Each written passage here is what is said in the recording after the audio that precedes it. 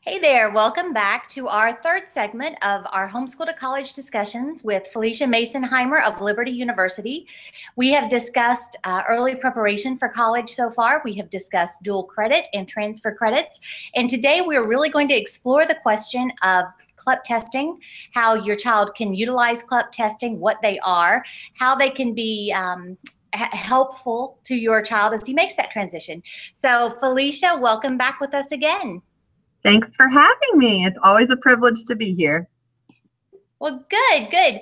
Tell me, first of all, what exactly is a CLEP test? And, once you kind of define it for us, how is it used? CLEP testing is college level examination program testing. So that's what CLEP stands for, is college level examination program.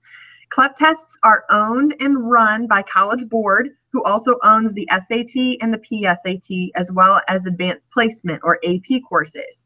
So CLEP, AP, SAT, and PSAT, they're all under the same umbrella of College Board. So they're all kind of connected in a way, but they all serve different functions. So whereas the PSAT would be your, an exam, national merit qualifying, the SAT, standardized test, and AP is a way to get college credit for a more difficult high school course, CLEP is a way for a student to take a test proving they have proficiency in a certain area, and by taking that test and passing it, they then receive college credit for that course. So if a student takes a CLEP test and passes, which is usually a 50 out of 80 or 50 or higher out of 80 total points, they would get college credit for whatever course that CLEP test represented. Gotcha. Now, how broad is the offering for these CLEP tests? Are most subjects going to be represented, or is this something that's pretty narrow in scope? It is a very broad scope, actually. So CLEP testing provides students with a lot of options, and it's really nice because depending on their skill level, their interests, and their strengths, there's a CLEP test out there for almost everybody. Now, there are 34 CLEP tests. The only thing is you'll never in your life need to take all 34 CLEP tests. Like, there's no degree program where you would need all 34. So you kind of have to pick and choose what courses would fit best with the degree program you're looking at. Some of them are fairly general. Some of them are a little bit more specific. So you would have CLEP tests for, say, college algebra or college math, English composition, history of the United States. And then you also have a CLEP test for Spanish and statistics. So you really get to kind of choose which courses and which tests best fit the program you're looking at. Gotcha. Well, how much preparation does a student generally need to put into taking these tests? And would preparing for the test actually provide a high school class in and of itself? Or how does that work? Well, as far as preparation is concerned, that's going to depend on the student.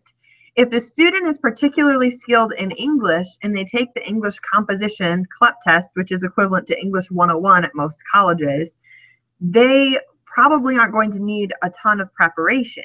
Now, what's great is that CLEP actually provides a prep book for each of these tests that you can actually buy on Amazon for $15, $20. It has 2 practice tests in the book, and then the middle of the book goes over some of the weak areas. So you take a practice test, you then do some practice, questions, you go over some of the areas where you're weak, and you take a post test in the book. And then you can go register at your community college to sit down and take the test. And once you take it, you get your score right away, and you know if you passed it or not. So the preparation for it really depends on the student's strengths and abilities. I know that even students who are good at, say, English, they'd still want to study for at least a couple of weeks prior to taking the exam, but they might not need as much work as the student who isn't as skilled in that area of English. So depending on how much work they put into the preparation for that CLEP test, that would determine how much credit you would give the student for their study time. So depending on the state you live in and how much freedom you have, you could technically count CLEP preparation as, half an English credit or something like that. I've known families to do that. Again, you'd probably want to check with your state. If you're in a state like Pennsylvania where you have an evaluator looking over your transcripts every year, you might want to check with the evaluator before you count that as credit. But if you're in North Carolina, you have a lot more freedom to make those kinds of decisions. Gotcha. Now, is there any penalty if you try to take the test and you're not able to pass it? No penalty. You simply don't get credit.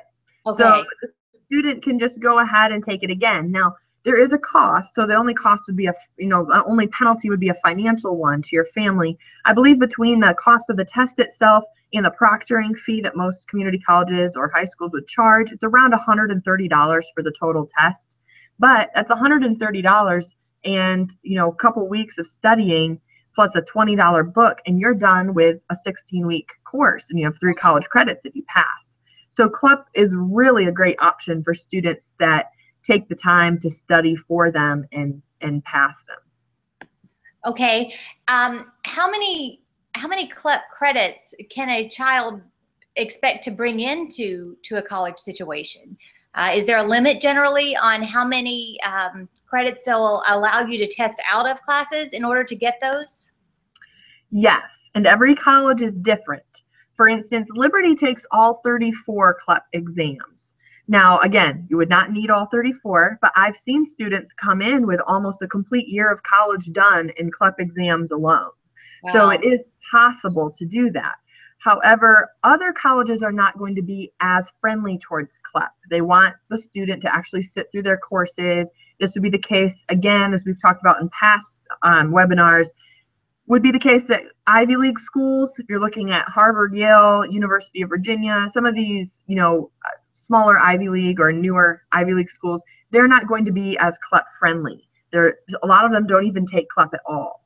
Now, some private schools and public schools, they will take CLEP, but they will cap you at, say, 15 credits. Okay. That's 5 tests. So you just want to talk with their office and find out exactly how many CLEP tests they do take. It's the same as with transfer credit. A lot of times if they have a limit on how much transfer credit you can bring in, they're also going to have a limit on how much CLEP credit you can bring in. Okay, well, yesterday we discussed dual credits and dual enrollment and that sort of thing. From your perspective as a college admissions counselor, what are the pros and cons of taking a dual credit class as opposed to a CLEP testing approach to a class in college? As you're looking at a homeschool student, would one be more impressive on a transcript or impressive from an admission standpoint? Do you feel like one would prepare them better for the classes that they are about to take, or is there no difference whatsoever? As far as how impressive it looks on a transcript, that will depend on the college, because again, colleges that don't favor CLEP a lot of times will favor AP and your honors level courses, and they're going to want to see a lot of that honors level work on the student's transcript. However, for me as an admissions counselor at Liberty, when I see a transcript where a student has studied for and passed multiple CLEP tests, that tells me that this student has the knowledge and proficiency in, college level work that, to me, that's equal to an honors level course. It's demanding. They're both demanding. And honestly, this student has proven that they can pass an exam that tells us they already have this knowledge. Why should they sit through 16 weeks of a course when they already have this knowledge? So it really depends on the college. I mean, again, Liberty is very CLEP friendly. Our admissions committee looks on that kindly. Other colleges aren't going to be as fanatical about that particular method of getting college credit. Now, if you're deciding between dual enrollment for a particular subject in the CLEP test, the biggest deciding factor would be the skill level of the student. If the student needs more work or needs a tutor in an area, you're probably going to want to go with the class so they get some of that one-on-one teaching, they get some help in that subject, and they have time to kind of really learn the subject material over the course of taking it at a community college or online. If they have mastered the subject area or barely need any additional work on it, they can, do just a little study guide, do their little CLEP study book, then you'd want to go with the CLEP test. So it's really, as the parent, up to you to decide which route to go as far as dual credit versus CLEP testing. Okay, well, it seems like either way, those approaches are going to, seriously help with the financial side of college. So that I'm going to kind of use that to segue into a few more questions that I would have about financing college. You know, I know that you have written an article for our blog, and I will include a link in the comments below this video when it's posted. But what are some things that, as we are preparing for college, we need to really be looking at in means of helping our children finance college, whether we're planning to help or they're going to do it themselves? That's kind of immaterial to this line of questioning. I'm just looking for bottom line. What are some of the best strategies as you are approaching financing college? The first thing I'd mention is testing, which we talked about in our very first live cast that we did. Testing is going to be one of the biggest, I guess the word would be one of your best friends in the scholarship searching process. And unfortunately, for a lot of people, it's a love-hate relationship. But the truth of the matter is, the better a student does on the SAT and or ACT, the more scholarship money will be available to them. The reason for this is because the SAT and ACT are really the only way that colleges have of determining a student's personal college readiness. It's, there's a lot of homeschoolers who, we do get dissatisfied with the fact that it is aligned with Common Core, which obviously a lot of us don't use in homeschooling. We're not using curricula that echo Common Core, so we're afraid that these standardized tests, the students will have a disadvantage on them. But still, by taking these exams, you are able to show college admissions counselors and committees the level of readiness that a student has for college. Now, there are exceptions to that. There are students who don't test well and are very good in their college studies, getting A's at their community college and things like that. But the biggest thing to note about these testing and test scores is that it's critical thinking. SAT and ACT are critical thinking exams. They're not information exams. A lot of homeschool students do fantastically with their information consumption and regurgitation, but we want them to think critically. That's what colleges are looking for. So these tests show us just how good these students are at thinking critically. Now, homeschoolers usually do very, very well on the SAT and the ACT. As I've said before, a lot of our students that are heavily scholarship for academics, they are homeschool students. I see it all the time. National merit finalists, students receiving our full tuition scholarships, tons of homeschoolers. So it's definitely something that's completely possible. But if you have a student who hates standardized testing or doesn't do well, you can start to look into some test prep books, some programs. College Prep Genius is one that I've seen that has worked well for some students. Use the actual SAT test prep book and ACT prep book. So testing is the first way to really bring in some of those scholarship dollars. So other than your GPA and your classes that you've taken and your testing, the next step would be to start looking for outside scholarships that are based on your interests, that are based on clubs you're in, businesses you're associated with, internships you've done. There are scholarships out there for everything, and I mean everything. And I always tell this story because I think it's so funny. There's a scholarship for the National Llama Association. It's $800. I know, it sounds hilarious, but I found it, and when I found it when I think I was a senior in high school, I didn't own a llama, but I thought, maybe it'd be worth buying a llama and joining the National Llama Association just to get this $800 scholarship. Of course, it'd probably be a wash since I'm pretty sure llamas are about $800. But either way, there's always something out there for everyone. And I told that story at a convention, and a girl came up to me afterwards and said, you know what, that llama story is totally true. She said, I raise a certain breed of sheep, and I got a $500 scholarship for being a member of this organization for this breed of sheep that I raise and show. So there's something out there for everybody. You just have to be willing to do some work and really look for those scholarships. Is there anywhere that would be somewhat centralized, any websites or anything that would be a good spoke-off place for looking for different scholarships or getting an idea? Because I would have never thought to look for a llama scholarship or a sheep scholarship. You know, but my mind is reeling trying to think of stuff that we do that may have one, and I can't, you know, can't even come up with something like that off the top of my head. So is there a centralized place that moms and students can look for that kind of information? Yes, there's a couple. The one that's most popular to use is called fastweb.com, spelled just like it sounds, fastweb.com. Now, Liberty also offers live casts for scholarship searching, and on our campus during our College for a Weekend events we do 4 times a year, we do live scholarship search seminars that are an hour long, almost always packed with students that want to ask questions. Even while current students at Liberty, they can still hunt for scholarships all the way through their college career. And so they come to these sessions that we host, and they will listen in on how to actually find scholarships, how to even write proposal letters for scholarships, and ask businesses to sponsor you for your education.